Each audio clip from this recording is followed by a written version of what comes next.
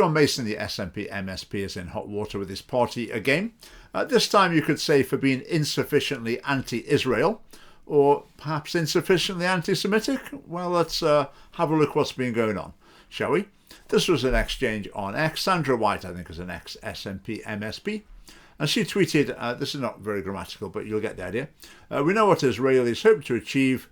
They are already committing genocide in Gaza. You make me sick, John. The SNP should disown you as I have. And John Mason replied, if Israel wanted to commit genocide, they would have killed 10 times as many.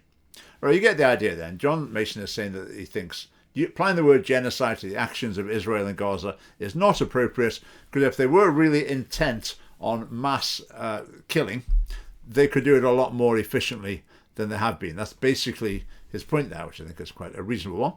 And just before we move on, let's just have a look at this Sandra White from 2015. She apologised over an anti-Semitic tweet. Now, this is not just a sort of mildly anti-Semitic tweet. This is really at the lunatic fringe end. So let's have a look what she did. She retweeted a meme that showed a pig with a Star of David on it. So the pig is supposed to be Israel. And then the piglets suckling on this pig were shown to be the UK, US, Israel, Islamic State, Al-Qaeda, and Boko Haram. So UK, US, Israel, and Islamic terrorist groups, they're all actually being fed by Israel. I say this really is at the bonkers lunatic fringe of crackpot anti-conspiracy theories. But she said it was a mistake. She retweeted it by mistake. I don't know about you. When you're on Twitter, does some sort of extreme anti-Semitic propaganda come up, and you almost retweet it by mistake? Does that ever happen to you? Can't say it's ever happened to me. Anyway, it happened to Sandra White. And we see from Sandra White, let's put it this way. She is extremely anti-Israel, and she was furious with John Mason that he didn't seem to share, I would say, her hatred of Israel. Anyway, so let's see what John Mason said. He's clarified his views after this all blew up, and this is what he said. He said, too many lives have already been lost in Israel, Gaza and beyond, and as I said when I spoke in Parliament, many people feel that Israel has moved from a position of self-defence to seeking revenge. Okay, criticism of Israel. He thinks they're going over the top in their response to the terrorist attacks. However, personally, I do not believe that Israel has tried to commit, has committed, or is committing genocide. They certainly have the ability to kill many more Palestinians than they've done. So his argument is basically, if the intention of Israel was genocidal, in other words, wiping out a substantial portion of the population, they wouldn't be acting as they are. They've got the capacity to kill far more Palestinians far more quickly, but they're obviously, as far as I'm concerned, not doing that. We'll talk about that a little bit more later. John goes on to say, this is not to say that the loss of life already is not too many, and we should remember that it is Iran and Hamas who have stated that they want Israel wiped off the map. That sounds more like an intention of genocide than anything Israel has said or done. Now, in my opinion, spot on. This, from the river to the sea. In other words, let's wipe Israel off the face of the earth. That does sound to me more genocidal. John's making that point. As far as my suspension by the SNP is concerned, I'm obviously disappointed about that. However, that will work its way through the party process in the usual way. So the SNP announced that the whip had been withdrawn, in other words, it's suspended from the party, describing his comments as utterly abhorrent. Now, what the SNP is doing, it's partly that they hold their views, but it's partly that they're pandering to their extreme left wing, and to be honest, Muslim, some Muslims in any case, they're really anti-Israel, shall we say, as well. And the SNP is pandering to that, and so have suspended John Mason in response to that. There's a bit more to it. They're also trying to diffuse a controversy about Angus Robertson meeting with the Israeli ambassador. But I won't go into that. Anyway, so that's what's forced them into this position, is an uprising of opinion within their own ranks. Now, with John Mason, of course, there's an awful lot of people who are out to get him regardless. Whatever the topic, they want to get him because he's pro-life, because he opposed same-sex marriage, because he voted against gender recognition reform, etc., etc.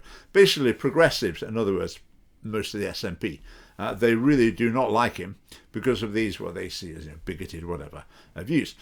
Now, John Mason's statement there, as far as I'm concerned, is perfectly reasonable. Now, if you don't agree with every part of it, okay, fine. But it is a reasonable statement. It's balanced, and it's much more balanced than what the SNP normally comes out with. Because normally you hear representatives with the SNP, and they are just absolutely anti-Israel. Now, the reason for that is the hard left, the extreme left-wing in politics, becomes very, very anti-Israel. Anti-Semitic, yeah, but it does sometimes, yeah, but very, very anti-Israel. That's definitely the case in the SNP.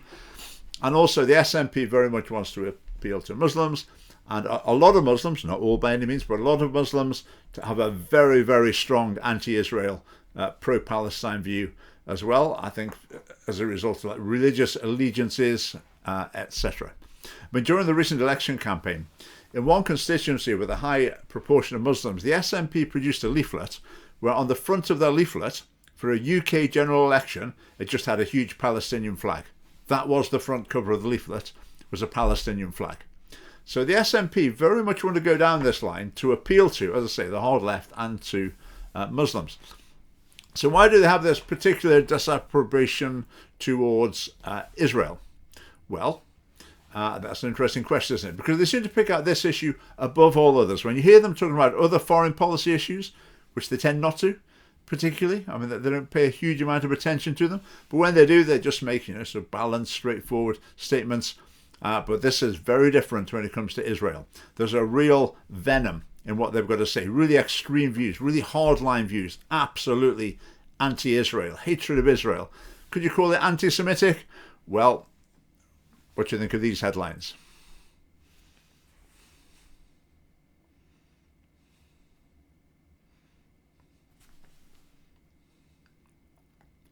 There's maybe a bit of a picture emerging there, isn't there?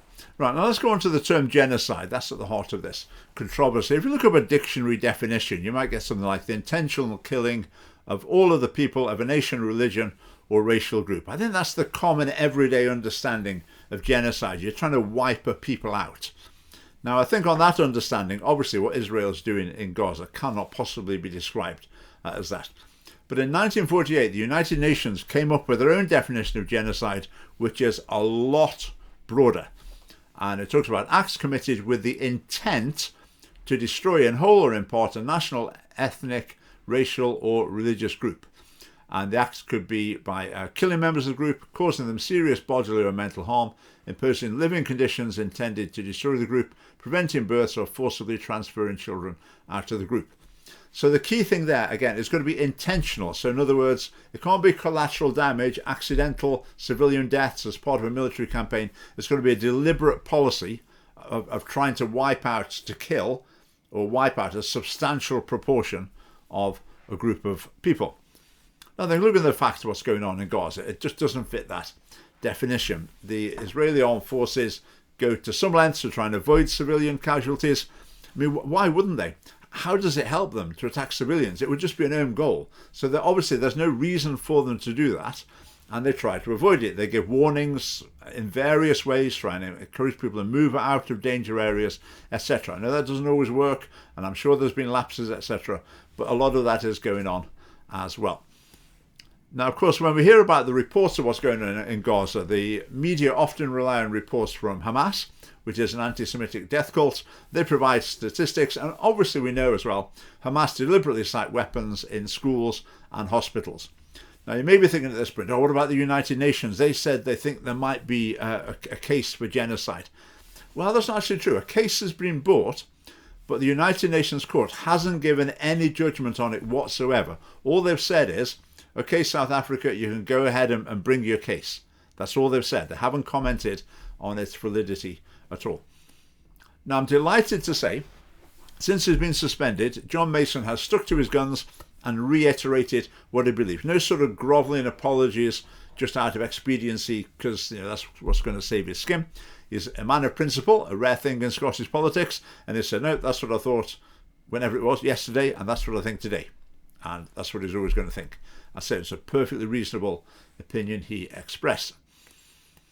Now, a couple of months ago, I think it was maybe in February, John Mason said something in the Parliament that managed to get twisted and interpreted as being a bit anti-Semitic, which it wasn't at all. I mean, as usual, the whole debate in the Parliament pretty well was hardline anti-Israel, and John was much more balanced, and it ended up with the Scottish Council of Jewish Communities like attacking John Mason and saying that he was anti-Semitic, which was completely ridiculous, because he was the one of maybe two people who were being a bit more balanced and taking a more reasonable attitude towards Israel. Scottish Council of Jewish Communities, they just took a shot at him in any case.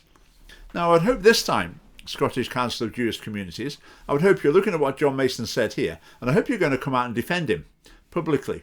Now, you haven't done that yet. Okay, that's fine. It's Saturday night. Maybe on Monday, you can take to social media, issue some sort of statement and say, thank you, John Mason, for saying that.